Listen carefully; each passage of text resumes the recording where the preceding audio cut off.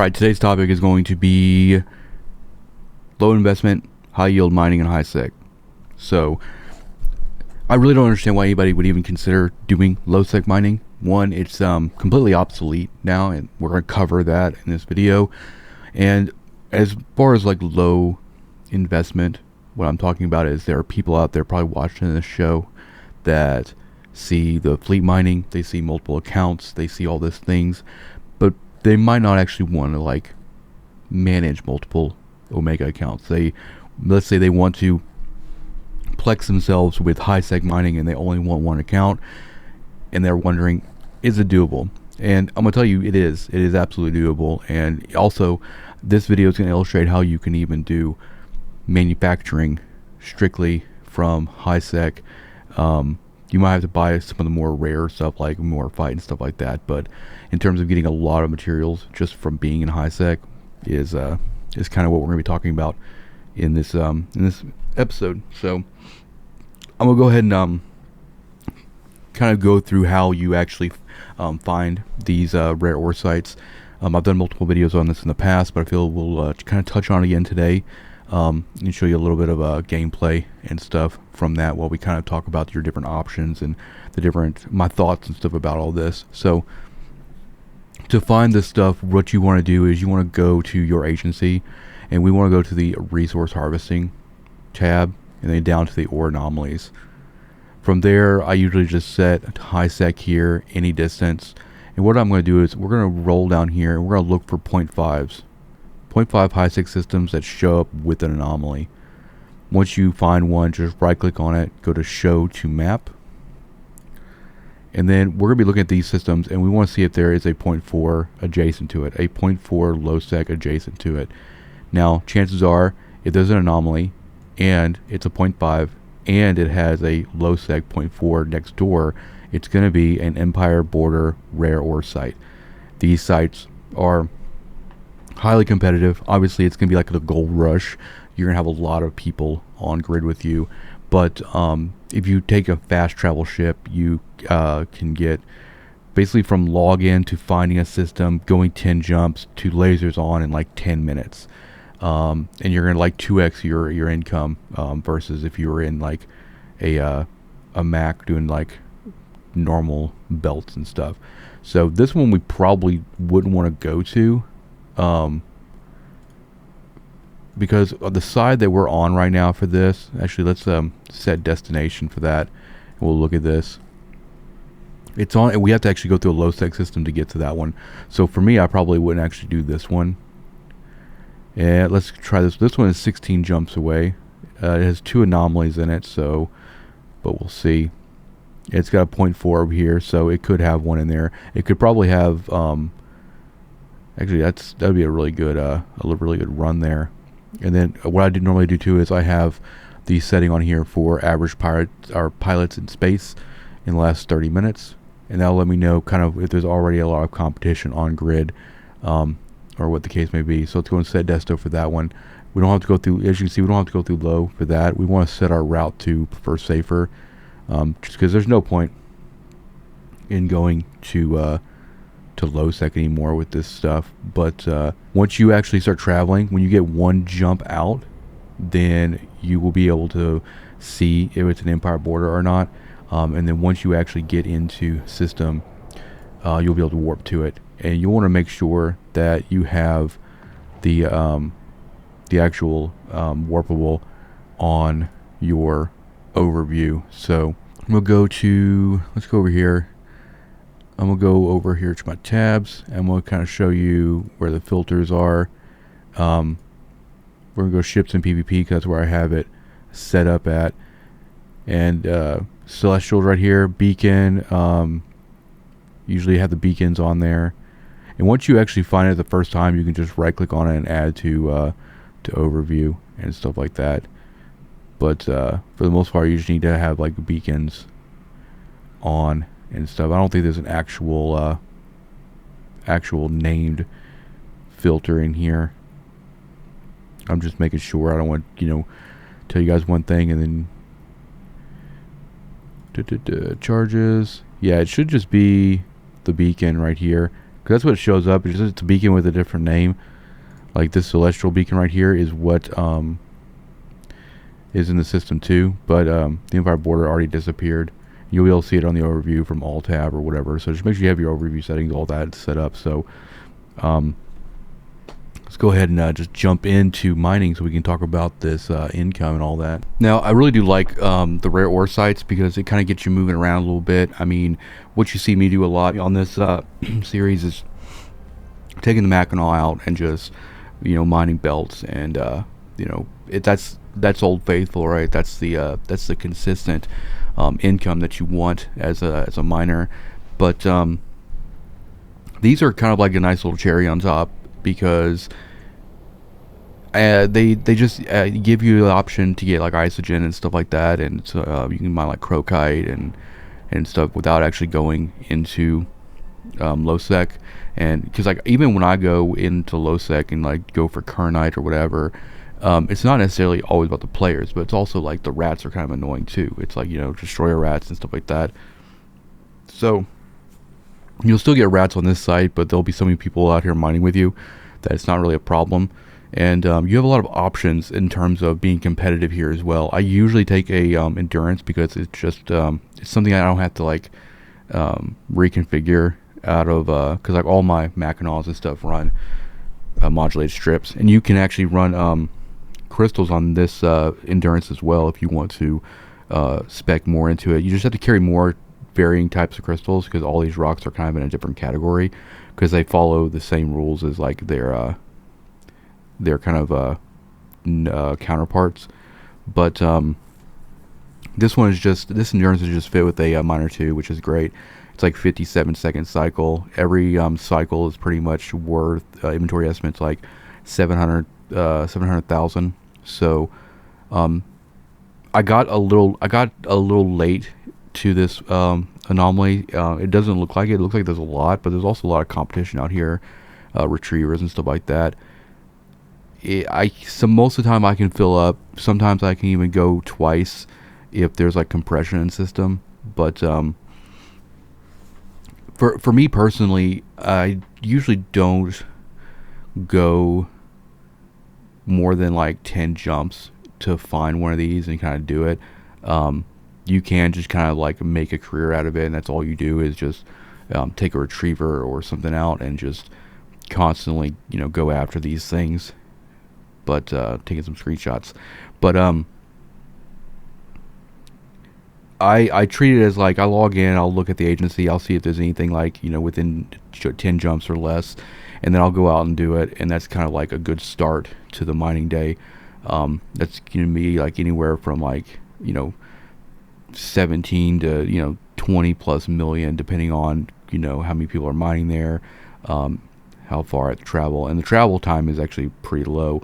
That's why I usually don't take the Mackinac. If you take the Mackinac, you don't have to really worry about there being compression in the system because you're probably not going to fill up. I've never actually filled up the Mackinac with any of these before they get depleted, and that's not because of the volume. If you're the only one on the anomaly, you can fill up a Mackinac easy. It's just you also have other people out there doing stuff, but also you can do this basically like from day one, right? If you decide to just like roll a new mining tune, put them in a venture, you know how to find these things and just go out there and find them, you can make a killing day one. And I think it would actually be pretty an interesting experiment to do that like with an alpha tune, kind of like how we started this series, but do that with an alpha tune, and they only go after the rare ore sites and see how long it would take to for them to omega themselves, and it would be significantly less than if you were just doing normal high sec ore, because you'd be just selling everything. I mean, the isogen rock out in these things is just ridiculously good value because people are doing manufacturing in high sec. They want to be able to like get the materials they need without going into annoying places like low sec. I think low sec is fine. Low sec is just like where you go to like PvP. It's a very easy, accessible PvP environment. But I don't think I could ever recommend anybody to go actually out there and mine, especially when stuff like this exist. And even if these didn't exist, I would just recommend people go to Poshven and do Spudmain, which is a lot less annoying than even low sec. Like even in Poshven, you don't get rats on those sites out there. You just have to worry about players, right? So I honestly believe that with these new rare ores, it's just low sec mining is just should not be even like a thing anymore. And obviously, like it's also fun if you like the risk, if you like the danger, like the adrenaline of mining, in low sec, and just like avoiding people. I mean, that's something entirely different. But in terms of like wanting to make a good amount of ISK with a single account, or just trying to get like an easy access to isogen for like manufacturing, this is the best way to go, honestly. And I love the endurance for this. It travels fast, but I think that also you could just take like a porpoise out here. Like if you really want to just go and make a day of it, get like a porpoise, put some mining drones on it, and just drone mine. And you can carry a lot. You won't have to worry about. You can compress it yourself.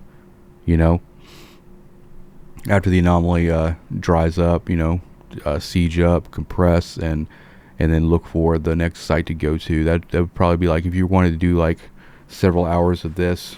That's probably what I would do. And also, I see a lot of people bring Ventures, Coveters. Like nobody was even boosting on this thing, but people were out there with Coveters and stuff, and it might be just what they had. And the Coveters are cheap. You can kind of like place them in these systems that you mined in. You just like leave the ship there, and then when you go and log in, you look at the agency. You'll be like, oh, there's a rare ore site there, and if you already have a ship in that system, because you've been there before, you can just get in a shuttle and even make it even there faster. But also, obviously, that's a lot more investment, right? In terms of just like using one ship and just traveling around, a retriever would work as well too. But like I said, I see people with retrievers out here doing that too, and it's like, you get the ore in there really fast, but I don't think that you'd be able to necessarily fill up very consistently just because of all the other competition. Because like once this anomaly drops, if a retriever or a coveter or a Mac or whatever, decided to go to the next site that they could see on the agency, and I did the same thing, I'll get there before they will, right? If we're really thinking about terms of like competition, the endurance is just going to get there so much quicker than those other ships. Now, once we get there, whatever the lead time I have, I'll have a little bit more of a lead time to like get some of like the crocite or what are the ochre or whatever, and eat that stuff up a little bit. But then it's like I had to test it, honestly. Like if the fast travel and that lead time, me getting there before like barges or exhumers or a porpoise, is that lead time enough to justify not having those bigger ships with those 2 strip miners and stuff. If you really want to be extra and you already have 2 accounts and you've been kind of following the porpoise Mackinac thing that I do on here, then you could actually just like go in a team of like 2 accounts. Bring your porpoise, bring your Mackinac, and go out here and boost. The one thing I've noticed in like high sec, especially with like ice and stuff like this, is if you show up with a very, very well optimized setup and people see it, chances are they're going to try to bump you if they're living in system or they have a ship nearby that they can put an alt in and try to bump you.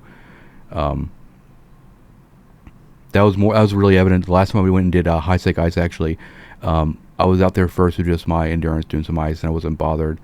But once I brought the Orcon grid and started boosting the endurance, they had a problem with that. It's like, once they saw you had like a significant edge, then they're going to try to like, try to cut that off so they can get as much ore too. And I think the same thing would be true with something like this. Everybody's out here kind of like mining and you get what you get, but if somebody comes out here with like,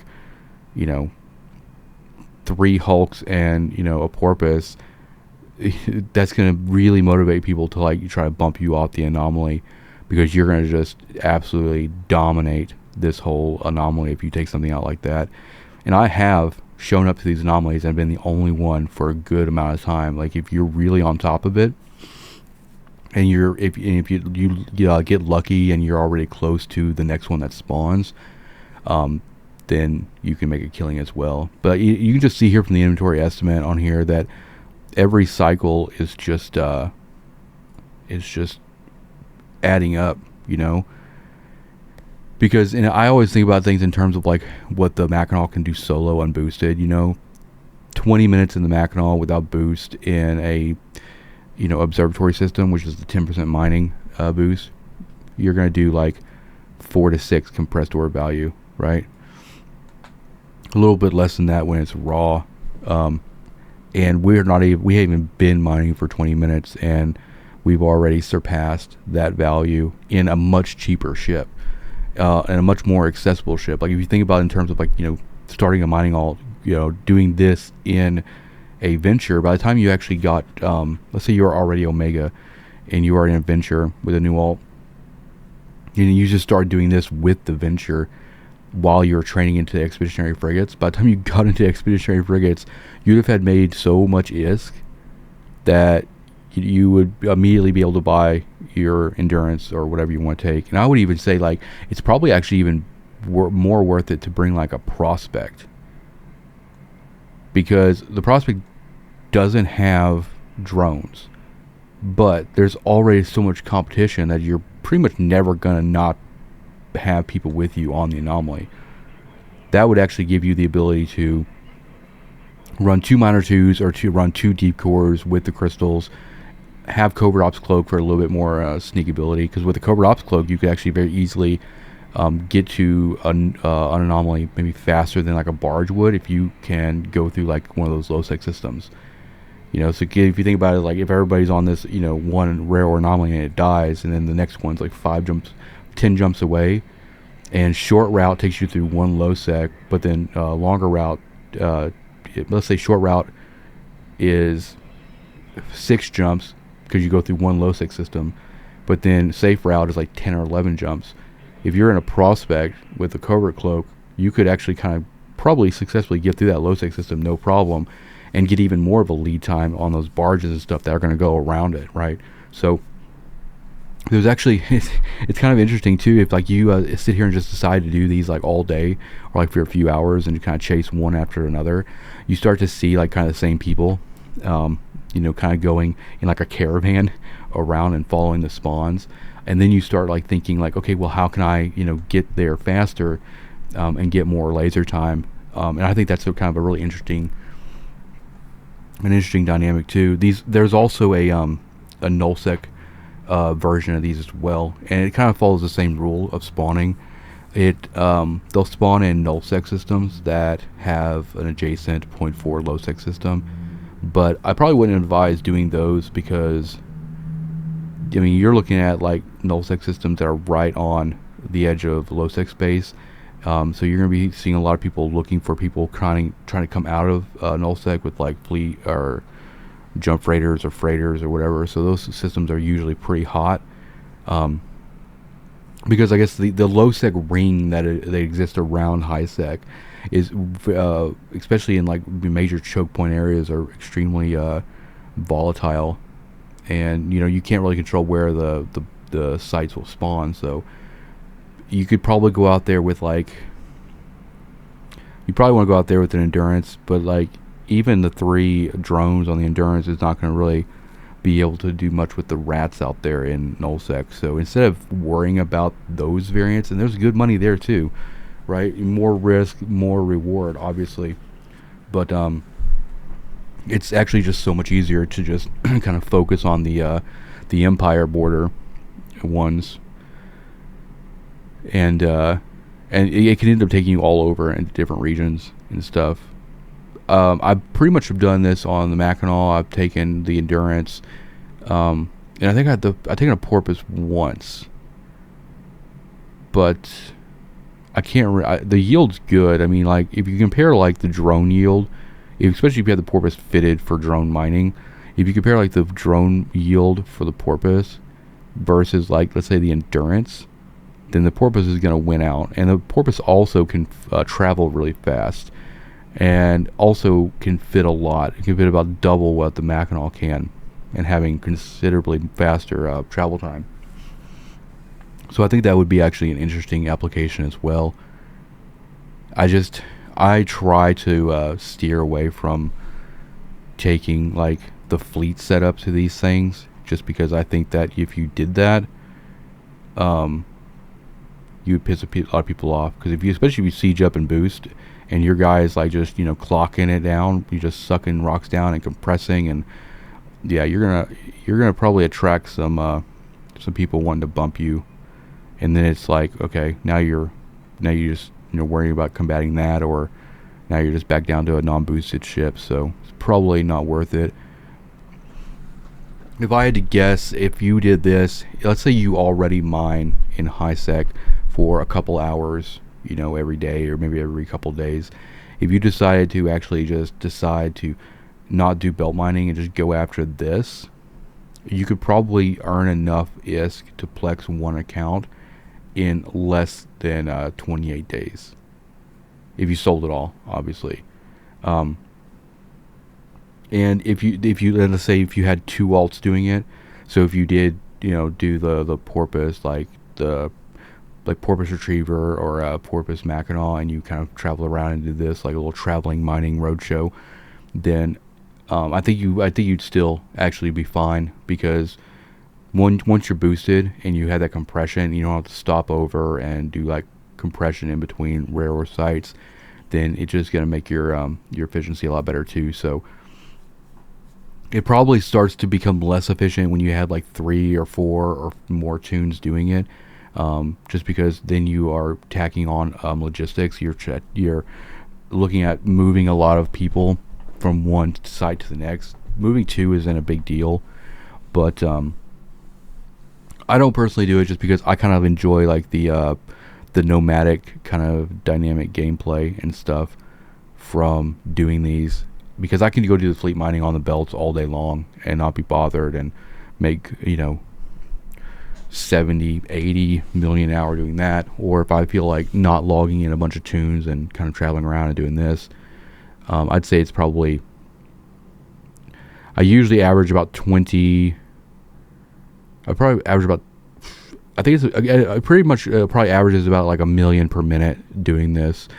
Higher if you're when that's in an endurance. If you're in a prospect with double minor 2s, then it's more.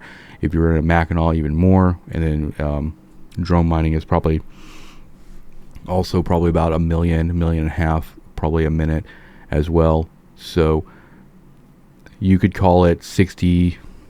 I guess we could call it an average of like 60 million for an hour. I think it's more than that, because I think the last time I got early to an anomaly one day in the endurance, and I was able to fill up, and then I was able to go compress in that system and then come back out for another round, and I was only out there for like 40 minutes or so mining, like lasers on, mining for like maybe 40 minutes, and I made like 85, 86 inventory value, which is insane, because if you take into account the cost of the endurance and then that kind of profit, your margins are just huge.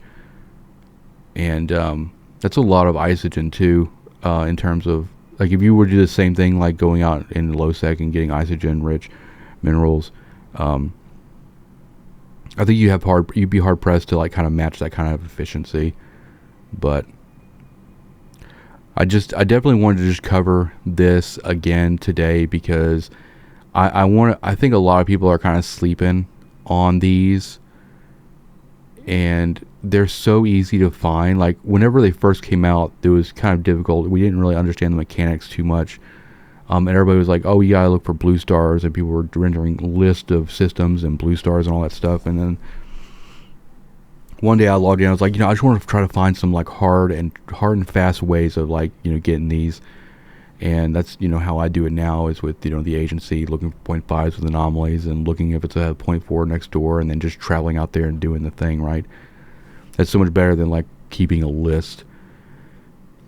Another thing I did too when I was doing these like pretty much every single day is I would always like when I go to these systems to do these anomalies, I would bookmark one of the NPC stations, called like Rare or HQ or whatever, or you can put in the system name or whatever, so that you can like slowly start to kind of like build a map, and then you can actually, even if there's not anomalies in those systems, you can kind of start to build like a case for like possible sites in like clusters. And that's what I was doing, is like I would ended up not, after the more I did these sites, the less I had to travel, because I was essentially like bookmarking every system that I ever did a site in, and then I would look out across all my bookmarks after like a week, and then find an area within like a 10 jump radius area where there was potential spawns all over. And then I would just hang out in that area and wait. Instead of going 20 jumps and then getting there and probably only getting like 10 minutes on the anomaly, I would just wait around in my little cluster that I had, built up, and wait for a potential spawn. And what's nice about Eve is it's not going to kick you off for being like AFK or whatever. So with an endurance or something, you can actually sit in space, or like with a prospect. That's why I think prospect would be even better, because you could just sit in space, cloaked, and then do something else, and you have your overview up, so you can see when that beacon shows up. And the second it shows up, you just warp, uncloak, start mining, and then eventually everybody will come in and start mining with you, but you'll always have that kind of head start. That's the biggest probably thing that changed it for me, because it's like if they were always just really spread out all over the place, and you were traveling like 10 jumps minimum every time to get to one, I think it'd be probably less. There'd be probably less incentive to go out there and do it. But if you actually bookmark every system that you do them in, and then use that data and proximity of all your bookmarks, and just find you a nice little like cush area, then you might have to wait on them. But in most cases, waiting in a cluster of known spawn systems is better than like traveling all the way out. Let's say you go 10 to 1, and then from there you go 10 more jumps to another one, and then it spawns back 20 jumps in the opposite direction, and then you're all over the place. I think whenever I was doing it, I was labeling them like you want to label them in a way that they all kind of have the same. They have like a, because like you can sort the list alphabetically. So I usually like named them like rare or tac, and then the system name. And then what you can do is, like, if you have like a system that you're commonly mining in, just normal rare or normal asteroids every day for your fleet mining, then you can just kind of sort your bookmark list to fewer jumps at the top, and you can start to see like how many potential sites are close to where you normally operate.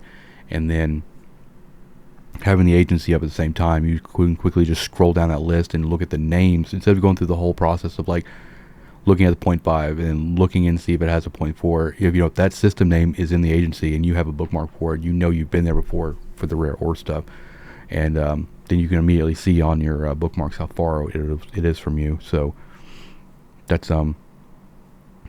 probably how I would do it again. I need to build that list again.